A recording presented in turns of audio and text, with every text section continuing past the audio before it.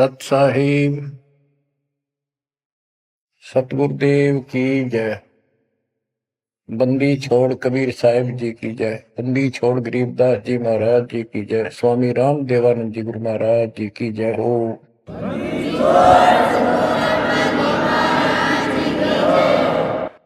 सर्व संतों की जय, सर्व भक्तों की जय, धर्मी पुरुषों की जय। श्री काशी धाम की जय, श्री सुडानी धाम की जय, श्री करोथा धाम की जय, श्री बरवाड़ा धाम की जय। सत साहिब गरीब नमो नमो सत्य पुरुष को, नमस्कार गुरु के नहीं। सुर नर मुनि जन साधु, संतों सरस दीन। सतगुरु साहिब संत सर, दंडवतन प्रणाम। आगे पीछे मत हुए, किनको पूर्व। कबीर सतगुरु के उपदेश का, सुनिया एक विचार। जय सतगुरु मिलते नहीं, जाते नरक द्वार। नरक द्वार में दूत सब, करते खेचा तान। उनसे कभू नहीं छूटता, फिरता चारों खान।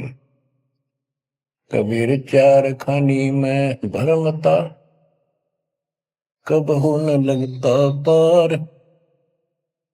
सो फेरा सब मिट गया, मेरे सतगुरु के उपकार। जय जय सतगुरु मेरे की, जय जय सतगुरु मेरे की। सदा साहिबी सुख से वसियो, अमरपुरी के डेरे की। जय जय सतगुरु मेरे की, जय जय सतगुरु मेरे की। सदा साहिबी सुख से वसियो, सतलोक के डेरे। निर्विकार निर्भय तू ही, और सकल वैमान। जी साधो और सकल वैमान।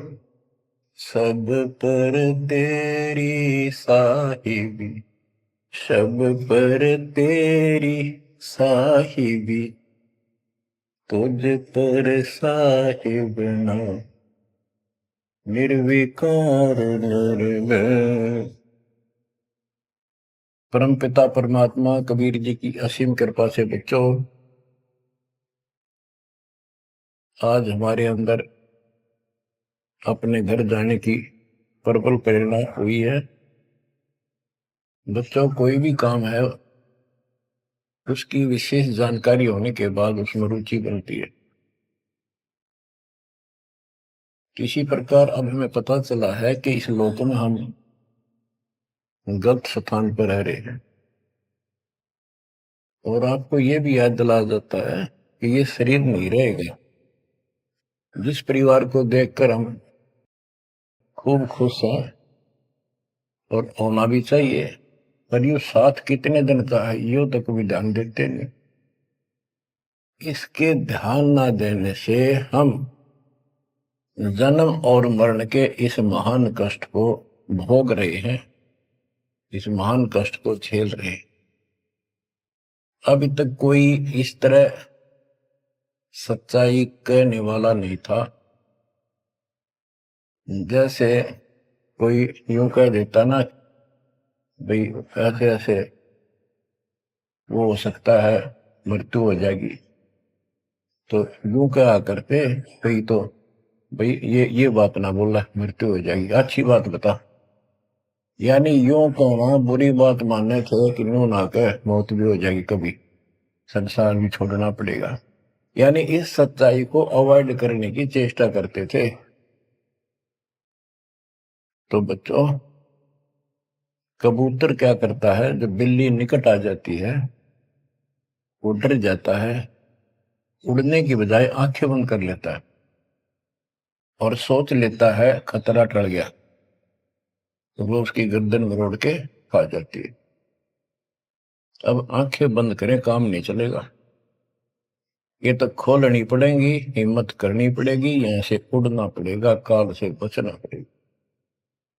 पहले जैसे 12 कबीर पंथ चले हैं, उससे पहले ये हिंदू समाज, हिंदू धर्म, उसके बाद ये यहूदी धर्म, ईसाई धर्म, फिर मुसलमान धर्म, जैन धर्म, और ये 12 पंथ, इनमें ज्ञान तो बताया जाता था कि भक्ति कर लो, नहीं तो 84 लाख योनियों में जाना पड़ेगा, पशु पक्षी बनना पड़ेगा। और आत्मा डरती भी थी, भक्ति के लिए प्रेरित भी होती थी, लेकिन वो भक्ति शास्त्र विरुद्ध थी, शास्त्र में प्रमाणित नहीं थी, और वो ज्ञान भी शास्त्र प्रमाणित नहीं था।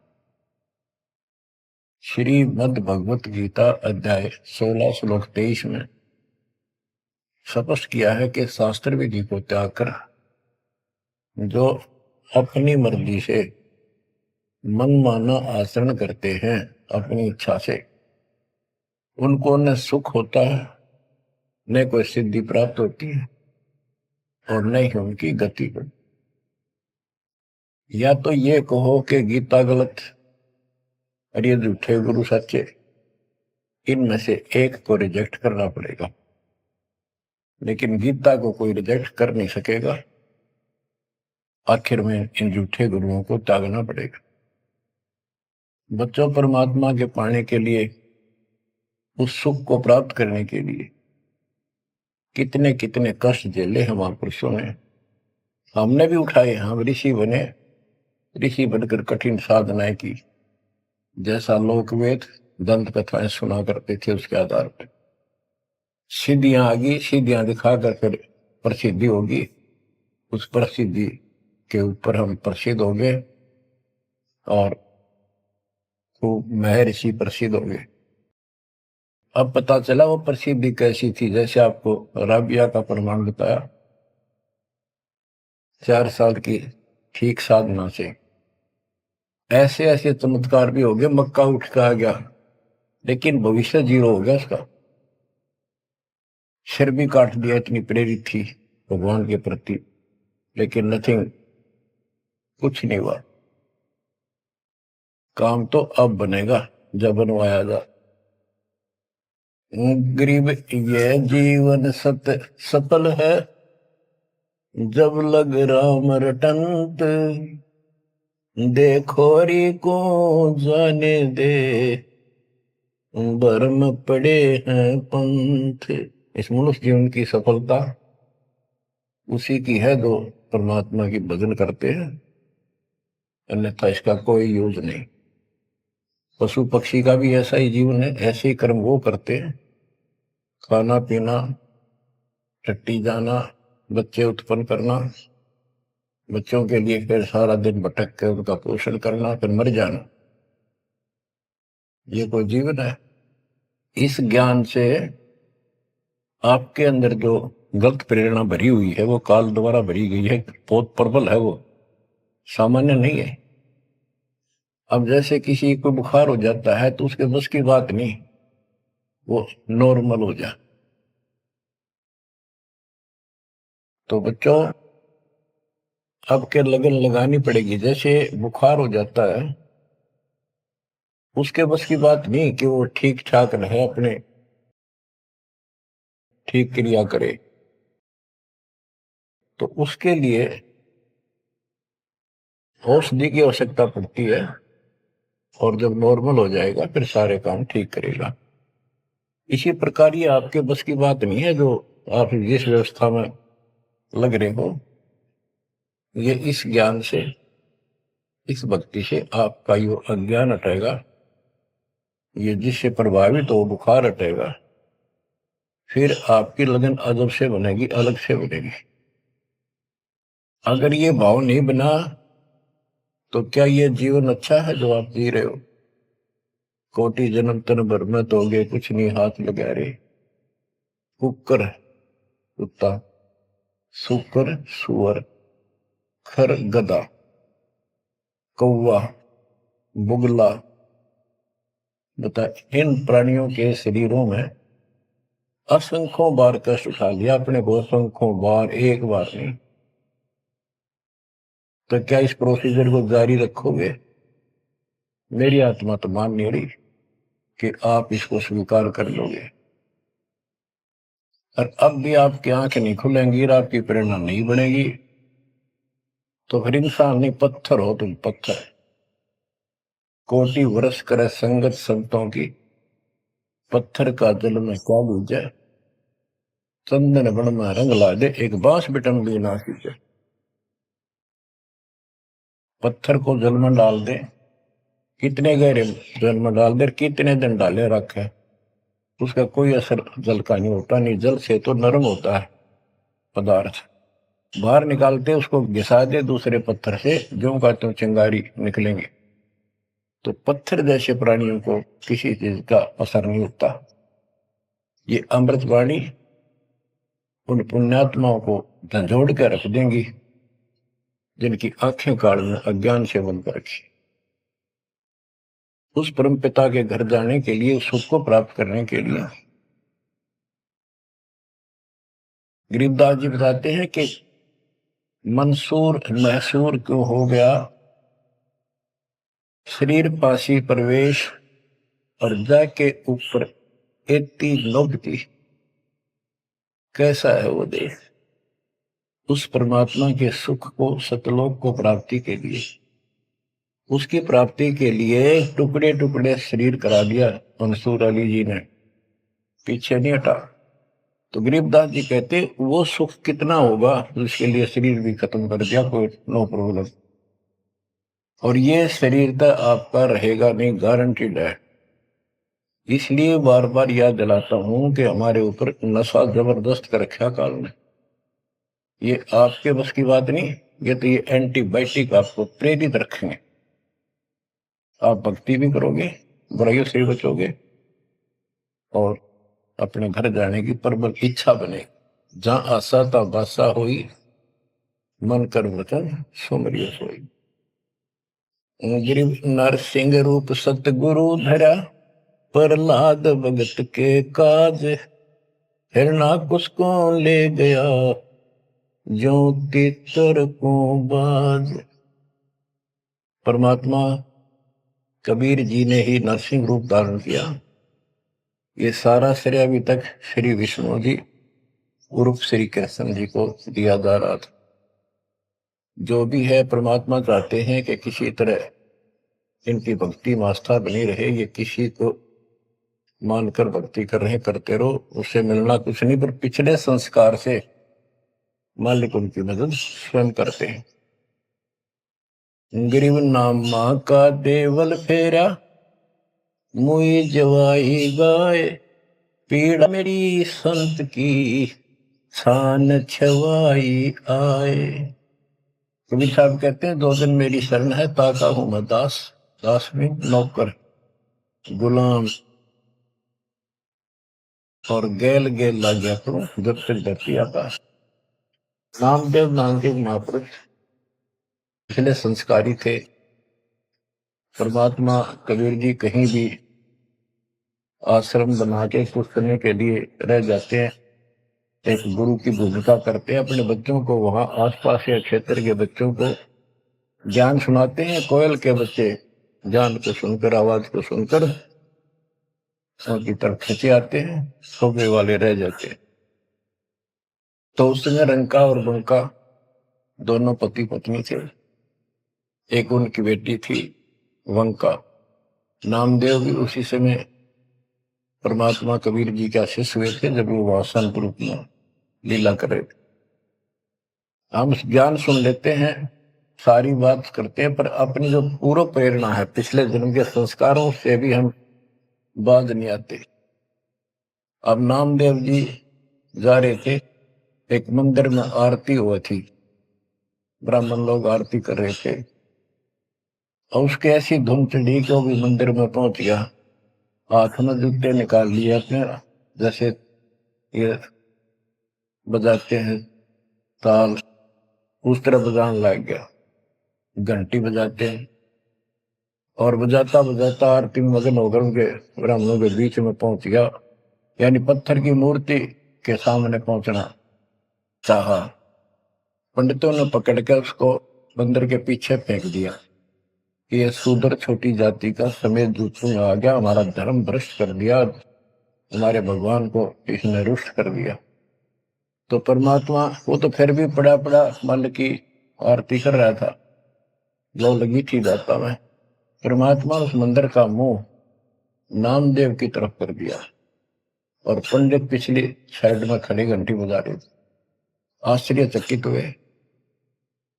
तो एक दिन नामदेव रंका बंका के घर गया, तो उस दिन वंका लड़की, रंका और बंका जंगल में लकड़ियां लेने गए हुए थे, पीछे वो लड़की अकेली थी, वह कोई पट्टी तैयार करे थी, जैसे किसी को चोट लग जाकर, हल्दी वगैरह लगा कर।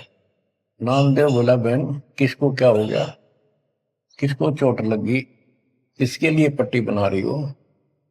उनका बोली, रे नामदेव तू गुरु जी ने ज्यादा दुखी ना करा कर, तो भाई मर्यादा में नहीं रहता, वहां के जरूरत है तेरे को जाने जिस मंदिर में, अपना मंदिर में जाना भगवान अलाउड थोड़ा कर रखा है, मानता नहीं तो तेरे लिए, तेरी इज्जत रखने के लिए गुरु जी तेरे मंदिर फेर गए थे, हाथा चोट लगी भाई, उनका पट्टी बांधो। नामदेव गया, देखा तो सचमुच गुरु जी के हाथों में चोट लगी हुई है, और उनका पट्टी बांध। हम भक्ति भी करते हैं पर अपने संस्कार फिर भी कोई न कोई अड़ाए रखते हैं, ये परमात्मा को परेशान करते हैं आप। अब आ गया है कति पीक टाइम, अब ये बात नहीं चलेगी। पहले तो चलो को रह गए, कोई बात ना, पैर पकड़ लिए भगवान ने, अब क्या फिसल गया पैर तो पता नहीं कहाँ पड़ोगे जाकर। ऐसा अजब गजब का ज्ञान दे दिया, ऐसा समाधान आपको दे दिया, और ऐसे समय में मानो श्री मांगी। तो आंखें खोल लो बच्चों, गरीब नामा का देवल फेरा, मुई जवाई गाय, पीड़ा मिट्टी संत की छान छवाई आए। अब एक जिसमें नामदेव जी ने मंदिर घुमा दिया, घुमाया तो मालिक ने था, लेकिन मालिक अपने नाम नहीं लेते, दादू सिर दरजीव के आप बगल हो जाए, करा करावा साइया मन में लहर उठा, दादू सिर दरजीव के आप बगल हो जाए। उनकी महिमा ज्यादा होगी, मुसलमान धर्म के लोगों को दिक्कत हुई, उन्होंने राजा को कहा कि ऐसे ऐसे काफिर है, वो दुनिया को गुमराह करता है कि मुर्दे जिंदे कर देता है, मंदिर घुमा दिया, ऐसे कर दिया। राजा ने पकड़ के बुलाया और कहा, ये गाय काट दी वहां पर, इसको जिंदा कर, जब जाने तो संत है, नहीं तो तेरे को आज तेरी गर्दन यही काट दूंगा। कबीर साहब कहते हैं, हम फिर वहां गए बच्चे, अपने बच्चे के लिए, और उस गाय को जीवित किया। जैसे पुराने समय में संस्थान झोपड़ी डाला करते थे, हट घास ग्रास की, और वो साल भर में कंडम हो जाती थी, तो बारिश आने से पहले उनको फिर से या तो नई डालते थे या तो उनमें कुछ रिपेयर किया करते थे। नामदेव की माता जी ने कहा, बेटा अपनी छान ठीक कर ले, झोपड़ी बारिश आने वाली है, मौसम निकट है। वो कहने लगा, ठीक है माता जी, जाता हूं मैं जंगल से सर काट के लाता हूं, वो सरकंडे से घास फूस। रास्ते में सत्संग हो रहा था, सत्संग सुनना, फिर वहां सेवा में लग गया। शाम होगी, वापस आ गया। उसकी माँ बोली बेटा ले निकल घास फूस। माँ ऐसे ऐसे सत्संग में चला गया, ध्यान नहीं रहा। अगले दिन फिर ऐसे ही। उसकी माँ बोली भाई देख ले तो बारिश हो जाएगी, कुछ दिन सारे कपड़े भीजेंगे, अपने भीगेंगे, बहुत नुकसान हो जाएगा। अगले दिन भी ऐसे हुआ। तीसरे दिन उसने सोचा आधा सत्संग सुन लो और फिर जाऊंगा। आधा सत्संग सुनकर चल पड़ा। सत्संग तो फिर पूरा ही सुनना पड़ा उसने, फिर सेवा सेवा ना करी, अपना काम के लिए चल पड़ा। जल्दी जल्दी घास फूस काटने लगा, पैर में कुहाड़ी लगी, दांती लगी और ज्यादा चोट लगी। पैर के पट्टी बांधी, अपना कपड़ा वही ले रखा था पाड़ के चंदर। और उसी दिन परमात्मा ने नामदेव का रूप बनाया और खूब ये सरकंडे सिर पर धर के ले आए, आकर छान बना दी और डाल दी। नामदेव शाम को लंगड़ाता लंगड़ाता पहुंचा। माँ बोली के लग गया बेटा? मैंने बताया माँ ऐसे ऐसे आज भी ना लड़ पाया मैं तो। माँ उस झोपड़ी से आगे पहुंच गई, बेटे को तकलीफ सी देख के क्या लग गया बेटे का। माँ माफ करिए आज भी नहीं सामान लान पाया मैं तो, वो ऐसे ऐसे बन गई मेरे साथ। कोशिश करूँ था जल्दी जल्दी काटूं, माँ दुख पाओगी। मेरे तो पैर में कुहाड़ी लगी है, दांती लगी, चोट लगी और चला भी नहीं जाता। माँ ठीक होती बनाऊंगा झोपड़ी। उसकी माँ उसके मुंह की तरफ फेंक के बेटा क्या बोल रहा है तू? तो अभी तो आया था झोपड़ी खुद बना के गया। बेटा क्या कह रही है, चोट कब लगी तेरे? नामदेव निकट आया, देखा ताजी झोपड़ी बना रखी है गजब के सरकंडे ला के। ऐसे तो आसपास की तो थे भी कोनी ऐसा घास फूस। नामदेव खूब रोया बैठे।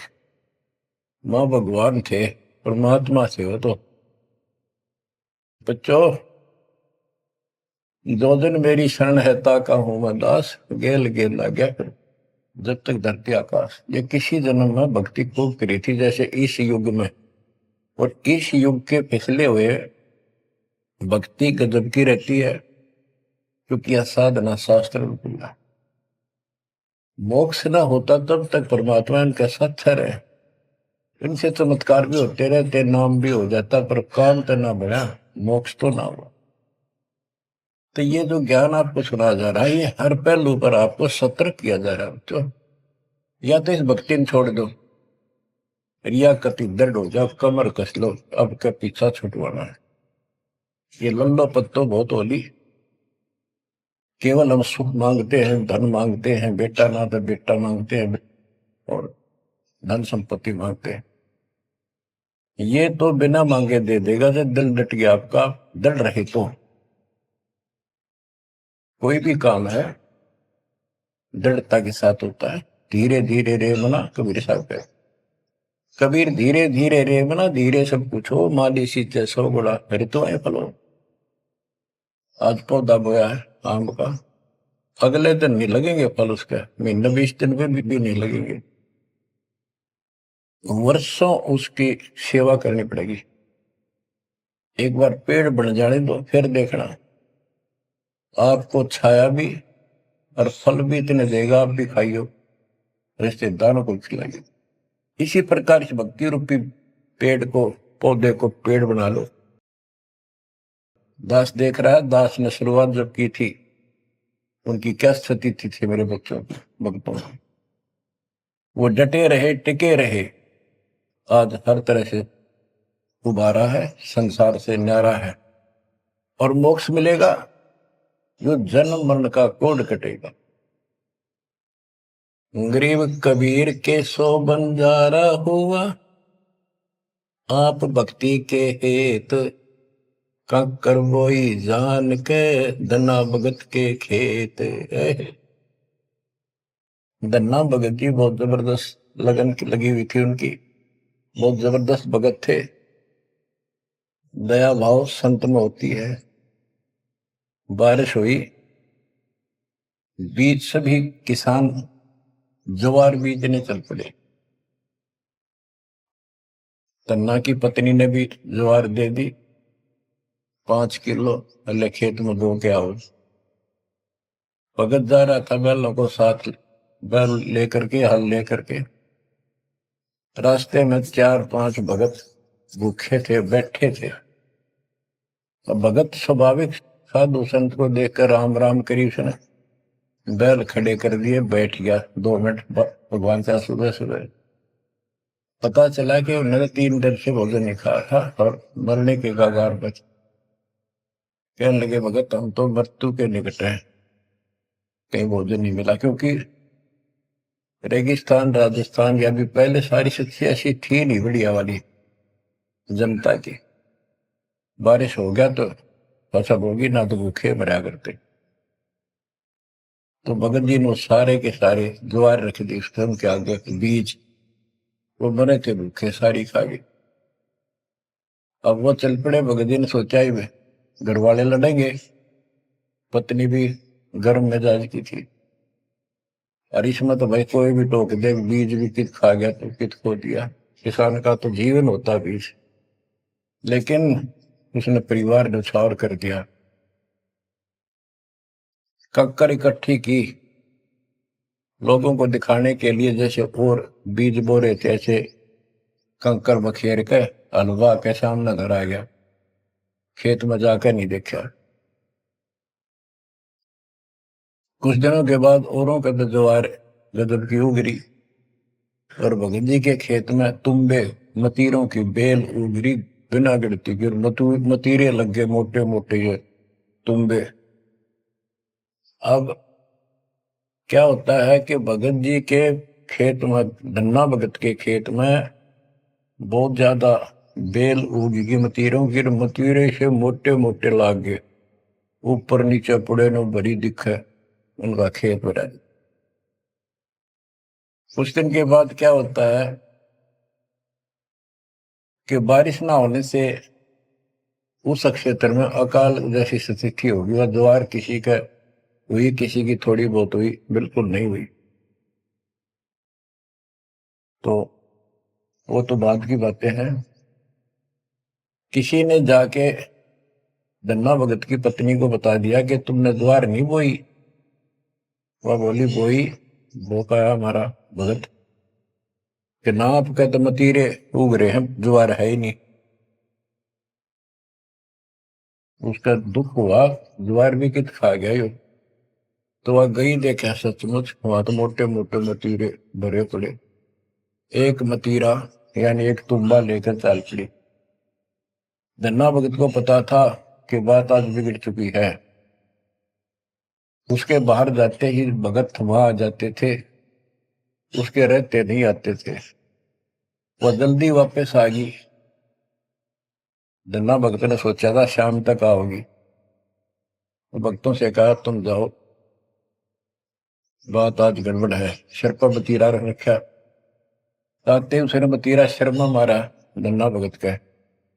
धन्ना भगत जी ने थोड़ा बचाव किया तो धरती में लगकर फूट गया। फूटते उसमें ज्वार निकली जैसी बीज की साफ सुथरी भेजी थी। अब भगत जी तक टेढ़ा पड़ा, सिर बचाया, और वह देवी देख रही थी, कभी धन्ना भगत को कभी ज्वार को। तो वह बोली ये कहां से आ गई ज्वार इसमें। धन्ना भगत नहीं बोला। वह फिर खेत में गई, वह ज्वार उठाकर अंदर रख ली। वहां जाके देखा कपड़ा बिछाकर मतीरे फोड़न लागी, ढेर लाग गया। गठड़ी बांध के चल पड़ी, ढोण लागी ज्वार। अरोरा की ज्वार कति कंडम सी होगी, वो ये को ना खड़ी तो रही, पर बस उसमें बीज नहीं बढ़ा, सूखी सूखी सी खड़ी। अब वह 3-4 गठड़ी 5-6 गठड़ी ले आई भर भर के। भगत बोला जितनी आपने अपनी होनी चाहिए थी ना तेरे खेत में उतनी रखना, ज्यादा ना लेना भगतमती ने। बोली तू तो ऐसे करा कर, भगवान ने दी है सारी लाऊंगी। वह गठड़ी भर के चाली, जब उसका कोटा पूरा हो लिया, वहां तक तब बहुत मरती आई, बाहर खूब लग गया, उतारी तो सारा फूस बना पाया, एक फेर लाई वो भी नहीं हो गया, हार के बैठ गई। फिर धन्ना भगत के खेत में ज्वार निकला, तुम्बों से ज्वार ज्वार निकला, गांव इकट्ठा हो गया। भगत बोला, भाई अपनी बांट लो थोड़ी थोड़ी, तुम सारे भूखे मर तो बच जाएगा गाँव। तो सब ने अपने हिसाब का थोड़ा थोड़ा ले लिया, और फिर भी उभरती रहेगी। बच्चों, ये बातें कोई बनावटी नहीं है। जिनने भगवान के ऊपर समर्पण किया, जो भगवान पर समर्पित हुए, भगवान ने कभी उनका मारा नहीं। चारों युगों को देख लो, हमने किसका रखा मारा। तो बच्चों, ये महापुरुषों की जो कथाएं हैं आज अपने काम आऊंगी। आप एक बार लग कर देखो इस मार्ग, कोई जगह नहीं रहेगी आपको अगर मगर कर्ण की स्मरण को, कति परमात्मा हर तरह से संतुष्ट कर देगा। दास अपनी एक कथा बताओगा। हम सुनते थे कि द्रौपदी का चीर बढ़ा दिया भगवान ने, पर ये नहीं पता था क्यों बढ़ाया था। वो तो अब इस तत्व ज्ञान से निखार हुआ कि कबीर परमात्मा ने एक लीला करके उसका लीर ग्रहण किया कपड़ा, और उसके कारण बढ़ा था। तो इससे किसी को कहते वो मानता नहीं था, ये कोई बात है, कैसे हो सकता है, ऐसे नहीं हो सकता, वैसे नहीं हो। हम भी मानते थे कि चल ना होगा, पर भगवान तो है और बहुत काम कर रखे हैं। मन मानता था भगवान कुछ भी कर सकता है, क्योंकि आस्था जब भी बनती है जब ये भावना बढ़ जाएगी परमात्मा जो चाहे सो कर सके। उसके सामने इम्पॉसिबल वर्ड नहीं है उसकी डिक्शनरी। आपको बताता हूँ, नाम ले लिया, 2-3 साल हुए थे बस। 1988 में नाम लिया, 1990 या 89 की बात है, 88 या 89 की। तो एक मकान बनाया, ऊपर मकान बना रखा है, उसके ऊपर एक गैलरी ही पूजा स्थल बनाया, 5.5 बाई 15 फुट का। उसमें एक गली में झांकी थी, खिड़की और विंडो, और एक अंदर आंगन की तरफ क्रॉस वेंटिलेशन बढ़िया था। तो जल्दी के कारण मैं बने बनाए वो लिया जंगड़े, पूजा स्थल 2 मांझ का उनको पेंट करके लगा दिया। उनमें शीशे भी लगे हुए थे। एक शीशा टूटा हुआ था, एक शर्फ खिड़की का, वो डबल होते, मैं ये चढ़वा देंगे बाद में, जल्दी काम हो जाएगा। वहां मैंने ये भक्ति बोध छपुआ कर रखी कि गुरुजी आएंगे उनको सौंप दूंगा, वो आगे भक्तों को देते रहेंगे जब कोई दीक्षा लेगा। ऐसे सेवादास करने लगा। क्या हुआ कि उस जो शीशा फूटा हुआ था उसमें क्या चूहे बढ़कर उनको काटने लगे। और उस समय क्या था, जब वो जंगले लगाए तो जाली ले आया था, ये एक लोहे की जाली जो मच्छरों से बचाने के लिए खिड़कियों पर लगाई जाती है बाहर की साइड, और वो गलती से वो गलत काट के दे दी। मैं वो साइज लिख के उस लोहे की दुकान पर दिया, भाई ये काट के तैयार कर दे, इनका बिल बना दे। मैं और सामान लेकर वापस आया, उसने बांध के लपेट कर रख रखी थी, मैं उठाकर चला पैसे देकर। आके मैंने कहा ले भाई लगाओ। तो ये बड़ा लड़का, अरे वहां किराएदार रहता था, वो बोले हम लगा देंगे। कील क्या सारी ला रखी थी, उन्हें सीढ़ी लगाई। मैं तो चला गया उनको कह के, शाम में आया तो कोई नहीं लगा रखी। पूछा भी कारण क्या था, क्यों नहीं लगाई। उन्होंने बताई कि छोटी है, बराबर में छोटी रहेगी, कम से कम 9 इंच छोटी। वो लिखा था मैंने 3 फुट 9 इंच, उसने 3 फुट काट दी, या नौकर ने देख के काट, या गलती लगी जैसे भी। फिर मैंने सोचा भी छोड़ो भाई, अब किसके साथ मत्था मारे जाकर, वो कहेंगे तेरी गलती है, आपने यही साइज बताया था। मैं इस चक्कर में नहीं पड़ा करता। मैंने वो उठा के स्टोर में डलवा दी। एक सीजन बारिश का ऊपर का उतर गया। हाँ, फिर वो नित्य नेम छपवाई पुस्तक, फिर उसमें चूहे बढ़ने लगे। कपड़ा बांधा, कपड़ा काट दिया। ये मन में था कि वो जाली तक पूरी है नहीं। फिर दिमाग में आई, भाई ऐसे करो, इस एक खिड़की में दिक्कत है, इस जाली को ऊपर नीचे करके दोनों को एक में सेट कर दो। तो वही दोनों किराएदार, ये बड़ा लड़का, ये छोटा ही था, 12-13, 14-15 साल का। तो मैं उनको कह के अपनी ड्यूटी पे चला गया। इनकी माता जी ने, नारों ने, वो वहां से निकाल के जाली स्टोर से नीचे डाल दी, भाई लगा दियो। इन शाम से न लाई किता। मैंने आके पूछा, एक जाली ला रखी, वह पूरी एक नीचे पड़ी। मैं ड्यूटी से आया शाम को 5 बजे। मेरे दुआई बात खटक रही थी, इन लगा दी होगी बच्चा ने, ठीक से ना, मैं आप लगाऊंगा साथ लगकर। मैंने देखा एक जाली नीचे पड़ी, एक ऊपर लगा रखी, उसी पर जो शीशा टूटा हुआ था, गिलास। वो गिलास लगवाने की टाइम नहीं मिल रहा था, क्योंकि दूर मेरी ड्यूटी थी, कौशली साइड में हेडक्वार्टर था, 77 किलोमीटर जाना था।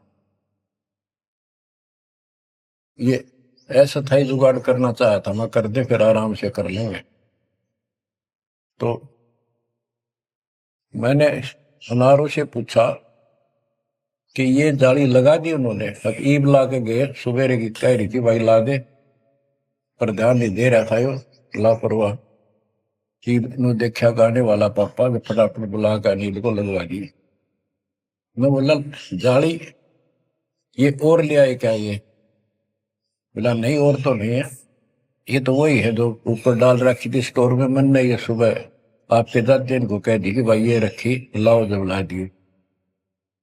मुझे विश्वास नहीं हो रहा, तू सच्ची बता, ये बदलवा तो नहीं डाय इसको? और बोली बदलवा की थी तो लाई मुश्किल तो है, बदलवान का कित सही हो। मैं हैरान, मेरा विश्वास नहीं हो रहा।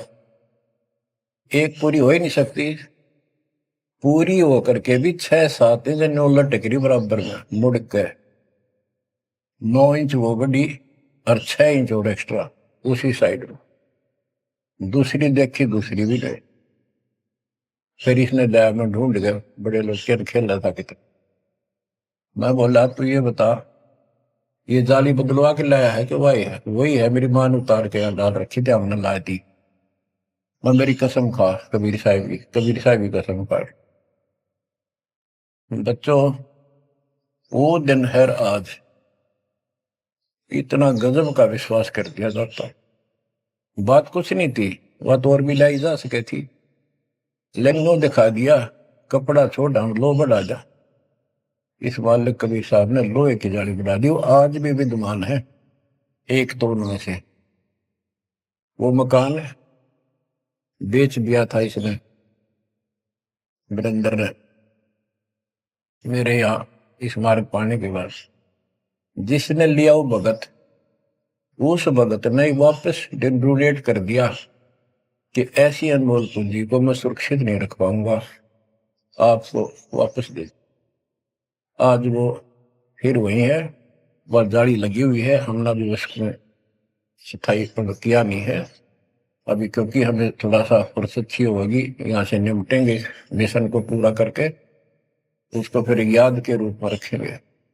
तो बच्चों, विश्वास रखो इस मालिक पर। कह कबीर सुनो भी साधो, मैं तो हूँ विश्वास, और गलत साधना करने से कुछ नहीं मिलेगा। क्या बताते हैं, गरीब कबीर के सो बंजारा हुआ, आप भक्ति के हेत, काकर बोई जान के, धना भगत के खेत। वहां काकर से अन्न हुआ, कंकर से, वहां काकर से अन्न हुआ, वहां केसों से हुआ कबीर, वार पार पावे नहीं गति कुछ गहर गंभीर। अब नकली गुरुओं के कारण ये सारा अध्यात्म ज्ञान नष्ट होया पड़ा था। उसके बारे में कबीर साहब बताते हैं, गरीबदास जी बताते हैं, गरीब विष्णु त्रिलोकी नाथ के, परचे कोटि अनंत, भक्त वत्सल भगवान है, क्यों निंद है संत। यानी भगवान में आस्था बनाए रहने के लिए परमात्मा ने इन ब्रह्मा विष्णु जी को निमित्त बनाकर लीलाएं की। कहते इनको विशेष वो ना समझो, ये भी अच्छी आत्मा है, 3 लोक के नाथ हैं। अब जैसे कोई मंत्री है, उसकी भी पावर होती है, उसको ये कहना तो कुछ नहीं है, प्रधानमंत्री सब कुछ है। ये तो लड़ाई वाली बातें हैं। ये तो सतीथी बताई है, इनकी इतनी औकात है, इतनी ताकत है, उनकी इतनी है, इनसे हम दूर नहीं हो सकते और इनको एज ईस्ट पूज भी नहीं सकते कि ये करतार बने हुए हैं अपने आप। ये वो करतार नहीं जो होना चाहिए। गरीब करता ऊपर चोट है, कहते हैं करतार, मूल लह नहीं मूर्खा, गिनते हैं क्यों डारे। कि जितने करतार अपने आप बना रखे तुमने, राम कृष्ण विष्णु, ये फिर कितने बना रखे। कर्ता ऊपर चोट है, जो एक करतार को छोड़कर अन्य जो कर्ता बनते हैं उनकी दुर्गति होती है। रामचंद्र देख लो, सारी उम्र दुखी रहा और कर्ता बन रहा था। लोग भगवान के थे, भी मान लेता था। आजीवन कष्ट रहा, अंत में सरयू नदी में जल समाधि ली, डूब कर मेरा। कृष्ण जी सारी उम्र दुखी रहा, सुख का सांस कभी नहीं, कभी कंस, कभी केसी, कभी चाणूर, कभी कुछ पूतना, और आखिर में दुर्वासा के श्राप से कुल उनके सामने नष्ट हो गया। जिसका कुल सामने मरे और पश्चात वो जीव है, सबसे निर्भाग आदमी है। सब कष्टों को देख कर रो रो के टाइम काटा, आखिर में एक विषाक्त तीर से मारेगा, विषाक्त जहर से बुझे हुए एरो तीर से मारेगा। अब क्या बताते हैं, गरीब करता ऊपर चोट है, कहते हैं करता रे, मूल लह नहीं मूर्खा, गिनते हैं क्यों डारे। के मूल की पूजा क्यों नहीं करते, डालियों ने क्यों गिनते फिर हो तुम, कितने भगवान है, कितने टहनी है। मूल से सब कुछ होता है। गरीब सतगुरु साहिब एक है, दूजा भरम विरोध, बिन सतगुरु सूझे नहीं, चाहे पढ़ो 18 बोध। गरीब गल गोटा गुरु आखे ने, फांसी दे अड़ाए, द्वादश तिलक बनाए कर, चंपुर दे धकाए। कि ये इंसान का नाश करने, मनुष्य जीवन को बर्बाद करने वाले, ये बाह्य दिखावा करके द्वादश तिलक 12 तिलक बना लेंगे, कंठी माला पहन लेंगे, लाल कपड़े, बड़ी बड़ी दाढ़ी मूछ उठा लेंगे, या घुटन घोट हो जाएंगे, मूड मुड़ा लेंगे। ये गल गोटा है, ये काल की फांसी लिए फिर रहे, झूठी साधना करवा के। कहते द्वादश तिलक बनाए कर लोग इन पर कुर्बान हो जा, साधु है, और जमपुर दे धक्का, यानी उस नरक में धक्के ते ठोक दे, या साधना गलत पे जाएगा फिर वहां। गिरव झूठे गुरु का नाक ले, फिर श्रवण और नैन, सतगुरु बोले साखिए, दूर कर पोकट फैन। कहते नकली गुरुओं का, इनका जूते मारे, नाक काटे, यानी कहने का भाव है कि इनका बच जा, दूर हो जा, फूक दे। फूकना मतलब ये नहीं आग लगा दे या उन्हें मार दे, उन्हों को आग्रह। कैसे यह कहावत हमारे यहाँ कि इसने फूक दे एक तरफ, जैसे कोई सामान मंगाया, इसकी जरूरत नहीं, कौन उठा ला, ना फूक एक तरफ, यानी पटक दे दूर। एक गरीबदास जी कहते झूठे गुरु के नाक कान काट दे। इसका अर्थ है कि उनको कति वहां से अपने से दूर कर ले। गरीब झूठे गुरु को झटक दे, से स्वामी को फूक, या मैं दोष जरा नहीं, शब्द कहा हम फूक। गरीबदास जी बताते हैं झूठे गुरु को झटक दे, और जो नकली शिष्य उनकी मान उन चिपके बैठे उन्हें भी फूक। फूकने का मतलब ये नहीं उन्हें मार दे कि पड़े रहने दो। गरीब पीछे गई सो जाने दे, ले रहती को राख, उतरी लाभ चढ़ाई यो, करो अपूठी चाक। गरीबदास जी कहते पीछे जो होई सो हुई, उसने भूल जाओ, अब शेष बचे जीवन में संभाल लो, उतरी लाभ चढ़ाइयो करो अपूठी चाक। जैसे हम सत भक्ति ना करने से हमारे सारे काम बहुत खिंचके होते ही नहीं, परेशानी रहती है। और जब सच्चा गुरु मिल जाता है वही काम फटाफट होने लग जाते हैं। पुराने समय में कुएं से जल निकाला करते थे, सिंचाई का काम भी कुओं से होता था, उसमें बैल जोड़े जाते थे, एक लाव होती थी, लाव, वो डोल नीचे जाता था, एक लकड़ की पुड़ी होती थी, लोहे का इतना सिस्टम नहीं था, फिर लोहे की बनने लगी थी पुली, उसके ऊपर वो लाव यानी रस्सी, मोटी रस्सी होती थी, बढ़िया मजबूत, वो पुली से नीचे उतर जाती तो अब पुली घूमती नहीं, वो फिर कैसी होती थी, वो घूमती नहीं और अड़का खड़ा हो जाता, नीचे रस्सा गिर जाता साथ में, फिर उसको कहते ऊपर रख, फिर से पुली पर रख और फिर खींच, आसानी से घूमेगी और फटाफट पानी निकला होगा। कि शास्त्र विरुद्ध साधना करके भक्ति से दूर होकर भगवान से तुम दुख पा रहे हो, फिर से भक्ति शुरू कर दो, फिर आपको सुख। गिरिव पीछे गई सो जान दे, ले रहती कुआं, जो शेष बचा जीवन इसको संभाल ले रख, उतरी लाभ चढ़ाइयो करो अपूठी चाख। गिरिव बोए बिन पावे नहीं, जीवित कैसा योग, 84 आसन करे मिटे न संसार शोक। के जीवित मरे बिना परमात्मा प्राप्ति नहीं होगी। तुम जैसे बकवादों में लग रहे हो, जीवित कैसा योग, ऐसे भक्ति नहीं पड़ेगी। और जो 84 आसन कर करके लोग दिखावा करते हैं, इसे मोक्ष नहीं है। गिरिव पंचअग्नि पाखंड है, मौनी तपे आकाश, झरने बैठे क्या हुआ, क्या जी में पंच गिरास। ये 5 धुएं लगा के बीच में बैठ जाते हैं पाखंड करने के लिए। इन मकला इतनी है ज्ञान नहीं इनको।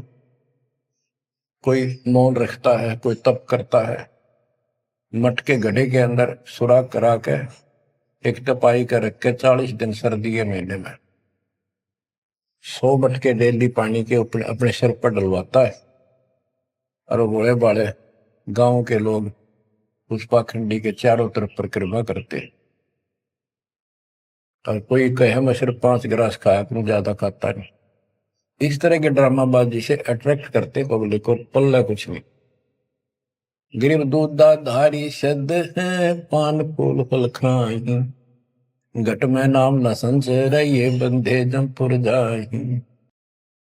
कई बताते हैं एक बाबा है, दूध दूध पियो है, बड़ा शब्द है, दूध दाधारी बोला है, और केवल कभी फल खा लेता है, तो फूल फल ही खाता है। तो गरीबदास जी कहते हैं गरीब दूध दाधारी सिद्ध है, ये पान फूल फल खाई, घट में नाम न संचय, बंधे जमपुर जाई। सच्ची भक्ति है नहीं, सीधे नरक में जाएंगे। गरीब चुंडित मुंडित भद्रा, मोनी मैल न पावे, धूमर पान ठडे सरी, ये 2 जग धक्के खा। गरीब योग नहीं यो रोग है, जब लग निज नाम न चीन, घर घर द्वारे भटकते, बेख बिना यकीन। गरीब बेख लिया तो क्या हुआ, जब लग नहीं विवेक, 3 काल निपजे नहीं मिटे कर्म रेख। के चुंडित मुंडित, जैसे बड़े बड़े सिर पर जटा रख रखी है, दाढ़ी बड़वारी, माला मूला पहन गए, बाहर भाई ड्रामा खोल कर रखा है, लाल कपड़े पहन रखे, या कति गोट करवा रखा, मुंड मुंडवा रखा, कहते हैं इनसे कुछ नहीं मिलना, कोई मौन रखते हैं।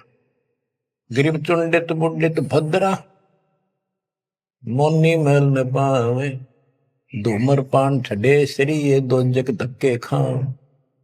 ये धूमर पान करें, नशे करें, सुल्फे की मारे चलम भर कर ढूंढ उठा दे, ठडे सरी खड़े होकर तप करते, कहते 2 जग में धक्के खाओगे, नरक में जाएंगे। बच्चों, ये मूल ज्ञान है, ये तत्व ज्ञान, और ये जो ज्ञान आपको दिया जा रहा है, आपके लिए वरदान होगा। ये कबीर साहब की गिफ्ट है। इस रजा को संभाल के रखियो, इसको हल्के में ना दियो बच्चों। कुर्बान हो जाओ, ये धंधे करते था सिंह धन हो गए, कितना पूरा ना पट्टा। इसकी शरण में डट कर सत्संग सुना करो, सेवा करो और दान करो, मर्यादा का निर्वाह करो, भक्ति करो। देखना नारे रंग ला देगा दाता। मालिक आपको मोक्ष दे, सद्बुद्धि दे, आपको याद बनी रहे अपने घर की। सत्साई।